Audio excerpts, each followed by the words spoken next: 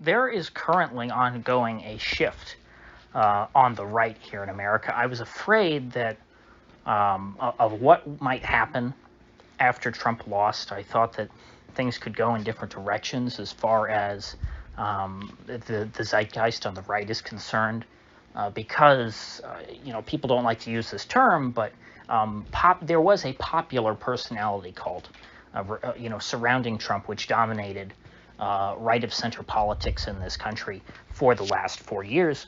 And while I thought there were a lot of positive developments that came from that because of Trump's strong personality, he was able to get people to accept policy positions that, such as the anti-war movement, that were totally anathema to Republican politics prior to his ascendance. And I think, like a lot of people, I was concerned at what would happen ideologically on the right, with Trump out of the way, with Trump gone. Would things continue to get better, or would they get worse? And I have to say that there's a lot of things that have been giving me hope for the right lately. There's no hope for the left currently, sadly. I'm a big fan of Jimmy Dore and people in his orbit, everyone he has on his show. I wish they were the majority on the left. I wish they were the dominant faction on the left. But the fact of the matter is that they're definitely on the fringes of the left. The current state of things is just that the left is dominated by people who are either in bed or corrupted by or otherwise just allied with the national security state. That being, the Pentagon, the CIA, which is of course part of the Pentagon, the FBI,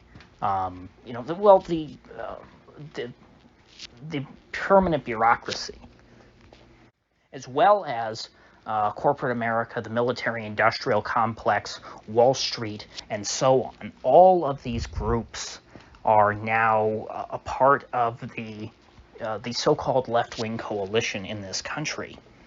And as was discussed, I think, quite eloquently last night on Tim Pool's show, and normally I'm not the kind of person who does, who just does videos talking about other people's videos. But I thought last night, that's what prompted me to make this, because Tim has a very substantial audience, and his guest last night was Pedro Gonzalez of Chronicles magazine, which is not, a very popular magazine, but it is certainly one of the most intelligent conservative publications in this country. You've got Chronicles, you've got Modern Age. I can't think of too many others that I have a lot of respect for. But Pedro is someone who's very much, I would say, while Tucker is not like the ideological parent of this movement, I don't know, it's not even fair to call them paleocons anymore, even though that's what, Modern Age and Chronicles and really the kind of stuff that Tucker talks about on his show, it's very Buchanan-esque. Whatever you want to call that, the modern post-Trump conservatism, it is, I think, showing more irreverence and contempt for the managerial state, for the the ruling class, for the national security state, whatever you want to call it, than even the likes of Pat Buchanan or even Ron Paul showed publicly. Because say what you will about about Ron Paul, he was the most intrepid and blunt advocate for hacking apart the administrative state, for hacking apart the legacy of the progressive movement in modern American politics. But even he did not go so far as to say your local police, in many cases, are your enemy. They're the enemy of conservatives and of Republican voters, and they should be defunded. And there are a lot of people now on the right who are going along with the defund the police thing. And I won't use Tim as an example of that, because Tim, of course, I would never call of the right. He's not a right winger. To be right wing is it's a matter of perspective. It's not a matter of policy or of people you affiliate with. It's just like Glenn Greenwald. No matter how many times he goes on Tucker Carlson's show, he's not a right winger. Glenn Greenwald is a man of the left. Tim, though he has moved on policy positions so far away from his old left-wing comrades, Tim is still a left-wing person. Or, I guess he prefers to call himself center-left. And people who are of the left, no matter what whatever their ideological peculiarities tend to be the folks in politics who are more open to challenging established authority and showing more rebellion. Now, the way that rebellion, that sense of rebellion, manifests itself can be quite different, but right-wingers were always the people, as Pedro pointed out last night, but this is a very commonly understood thing. People on the right are the law and order folks. They are the people who respect tradition and social hierarchy, and for them to now, have to accept, and again, I think this is becoming more widely accepted, that the police not only should not be trusted by default, they almost never can be trusted, and you must be as opaque and defensive when dealing with any sort of law enforcement, particularly the FBI, but even your local law enforcement, which to me is a big, big jump. That's a huge leap for people, especially on the right, to make. It's a big leap, I think, for folks on the left, but for right-wingers, it's almost unthinkable, or at least it would have been a year and a half ago. Because, even Ron Paul, when he was at his most, stringently libertarian and radical, he didn't speak ill of your local police. He didn't, he didn't say, hey, we need to abolish Officer O'Malley and take away his badge. Ron Paul used to talk about how, hey, let's abolish the FBI. We don't need them, and they tend to be up to no good. But to the extent that they're doing good, that good can be, that role can be filled by our local police. But now we're getting to the point to where people, and I use people in my life sometimes as a barometer. But I was speaking to my father earlier, and he happened to have watched this this show last night with Pedro Gonzalez and Tim Pool. And this is a person who, voted straight Republican his entire life. Voted for Bush Sr. over Ross Perot because he didn't want to waste his vote. That kind of guy, someone who voted for W twice. And he is now saying, you know what? They made a good point. We should defund the police. The police do more harm than good. And there are people like that all across this country who, thanks to the internet, witness rigorous debate. They see what goes on, what went on over the past year with the way that the lockdowns were enforced, with the way that the riots over, the BLM riots were not crushed. And a lot of them are coming to the same conclusion. The police are not on our side.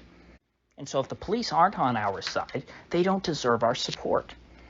And they're not just talking about the FBI. They're not just talking about the guys who, spied on Trump, which, in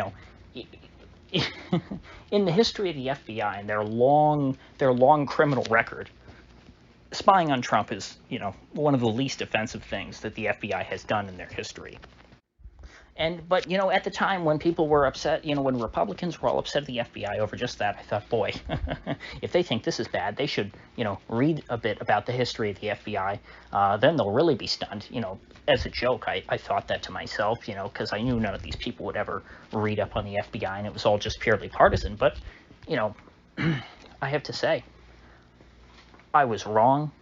A lot of them have studied the history of the FBI. And they do understand what a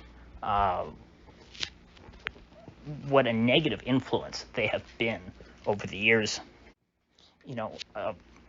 We're hearing more and more about the plot against Whitmer, which, for those of us who were always in the weeds and understood the nature of the national security state, as soon as that report about Whitmer being, about there being some plot to kidnap Whitmer that was foiled by the FBI, people like me, just instantly wrote, I don't know if I made a video about it at the time, but if you go back, I'm sure I said at the time, this is clearly an FBI entrapment operation. This is what the FBI does. It's obvious, there was likely no plot against Whitmer. And then lo and behold, all these months later, we find out, yeah, that's true. But that was a fringe, that sort of idea is something that only fringe conspiracy theorists used to believe. I mean, sure, you might be able to tune into Alex Jones and hear, oh yeah, this plot that the FBI foiled to kidnap Gretchen Whitmer is a total false flag. You could hear that on his show, but you wouldn't hear it anywhere else. And anybody else who you said that to would say, oh, what are you, some Alex Jones conspiracy theorist? By the way, the term conspiracy theory, invented by the FBI, or the CIA. Just thought I'd throw that out there. But now, over the past year and a half, skepticism of law enforcement, and again, not just the FBI, law enforcement writ large, has been mainstreamed on the right. You can criticize cops now. You can criticize the military, thankfully. Thank you, General Mark Milley. With the military going full woke now, it has become very easy to criticize the military on the right. And these institutions, which were falsely viewed as, neutral and people who just wanted to do the right thing for the country, like the military and the police, whether they be federal or local or whatever, over the past year and a half have exposed themselves. And again, before, I don't think they were ever overtly partisan before. But now that they've chosen to be partisan, they are exposing a lot of their other pre-existing faults to one half of the American people. Because remember, CIA or FBI entrapment operations are nothing new. People like me know that. But the FBI didn't used to, create these entrapment plots to target a group of people which consists of roughly one half of the country. You didn't see the Joint Chiefs of Staff talk about how they're trying to root out, essentially, one half of the country from the military and make sure that only Democrats are in the military. That's pretty much what they're trying to do. Well, I guess they'd be okay with some John McCain Republicans or some Bush Republicans, but if you're a Trump Republican, no siree. And the same thing, with the police. This is of course much worse in major urban centers, which are run by Democrats and have police chiefs that are appointed by Democratic mayors. It's kind of obvious that those would be partisan agencies. Well, we see, I believe, it was the sheriff's office for a not-so-big county that fired one of their deputies because it was leaked that he donated money to Kyle Rittenhouse. Not only, is that department and so many other departments demonstrating their contempt for one half of this country and for the Bill of Rights, they are making they're going to great lengths. They're taking significant steps to distance themselves from that entire part of the country and say, we do not want to be associated with you in any sense. And so by this point, you might be asking, well, who cares? What's the point? Essentially, all I've said so far is that Republicans are mad.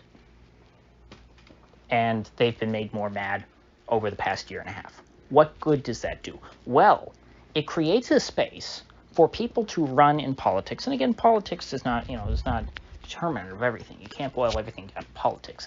It's one of many factors that determine the direction of this country, and it's one thing that does matter, but it's one aspect of life. But in the political sphere, this creates space for people to run for office who are overtly hostile to our entrenched institutions. Because up until this point, was very difficult to get elected to any office if you were against the permanent bureaucracy. The unelected bureaucrats and the spooks, which are spies for those of you who don't know, the FBI, the police, all of these folks, it was very difficult to criticize them and get elected to anything. And so therefore, elected officials were not going to be the people to take on these unelected little mini tyrants. And so therefore, groups like the CIA, the FBI, and law enforcement agencies across the country have been able to, get away with whatever they want for a very long time. As Chuck Schumer said, Trump's an idiot for taking on the intelligence agency because everyone knows they have 6 ways to Sunday to screw you over. But if there are enough people in this country who are mad enough at these institutions, you will get folks who step forward, who don't care, and who say, I'm not afraid of the CIA. I'm not afraid of the FBI. I'm not afraid of, my city's police chief. I'm going to call them out, and I'm going to play hardball, and we are going to cut your budget. We are going to impose restrictions on you.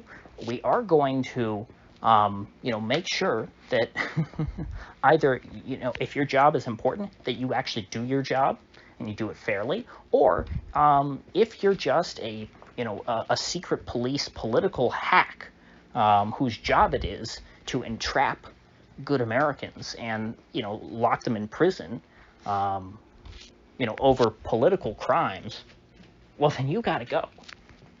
The pretense that these are good people trying to do the right thing, who sometimes may not get it right, but their heart's in the right place, that pretense is gone on the right. And so this opens the door for people to advocate and at least discuss the dismemberment of the administrative state. And while I have no illusions that this will get done simply through politics, like I said, politics is one aspect that influences current events, or it's one segment of current events. It's one, it's one factor which gets worked into the equation of reality.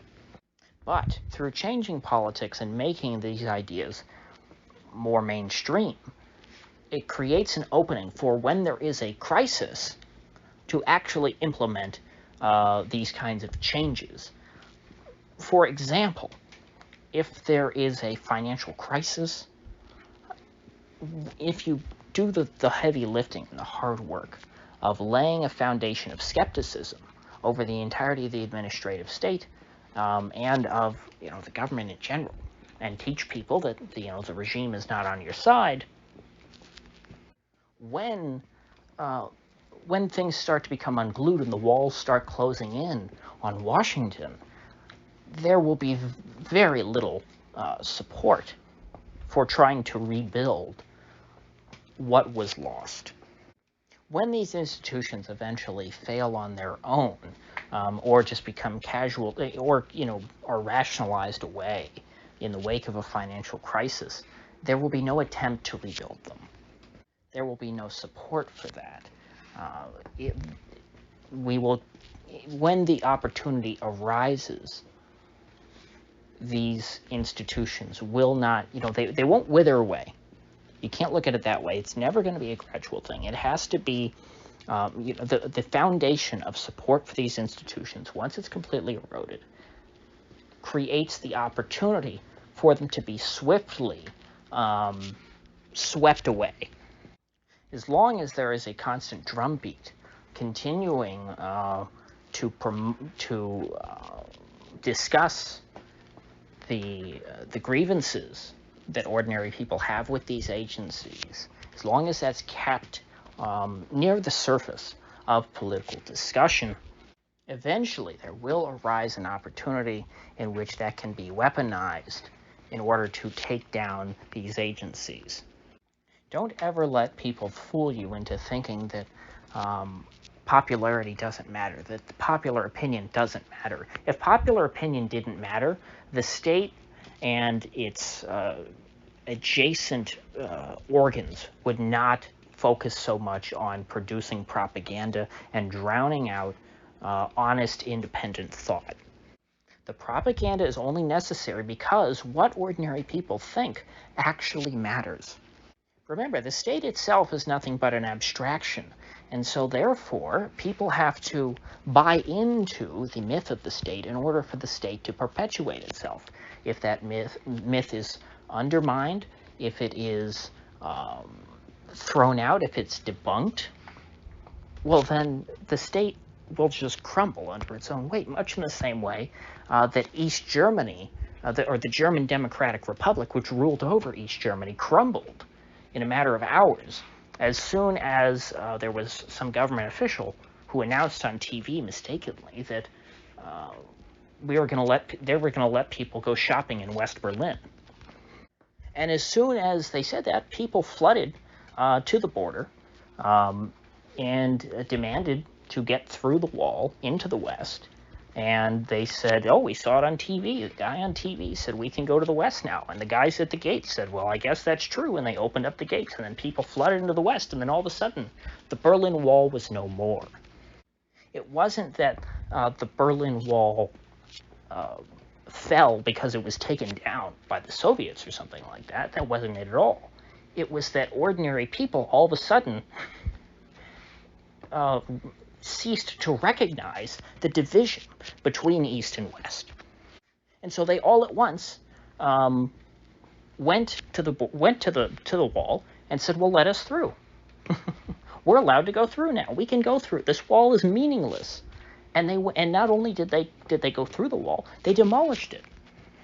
They could have done that at any time throughout the 40-year period in which the German Democratic Republic was in existence. They could have done that. They could all have massed at the border and said, let us through. And, I guess you could say, well, the GDR could have chosen to mow them all down with machine guns. That's true. They could have done that. But, massacring thousands of people in Berlin right on the other side of the wall from, West Berlin is not a good look. I mean, I guess you could do it. But there's a tremendous cost now, isn't there? But ultimately, if there is some critical mass with regards to the percentage of the population that you reach, if those people do not recognize your authority, you cease to have any authority at all. Because you cannot compel 100% of the population by force. That you can't use force to compel them to do as you say. Now, maybe there's some percentage that you can. Maybe it's 1/4%. Maybe it's 1%. Maybe it's 2%. Maybe it's 5%. I don't know what percentage of the population can openly defy and have nothing but contempt for state authority. I don't know what percentage it has to get to before it becomes unmanageable. But there is a tipping point in which the state no longer can sustain itself. And so the delegitimization of these institutions, even if most of the left still regards them as legitimate, if at least the right regards them with contempt, the right makes up a substantial portion of this country. The United States cannot function if it's only, supported by, if it only has popular support on the left. If the entire right wing regards the current regime in Washington not only as incorrect, as people that they would not vote for, but as illegitimate, then there is a serious problem of authority. There would be a crisis of authority in this country. So, with that said, I will see you folks back here tomorrow.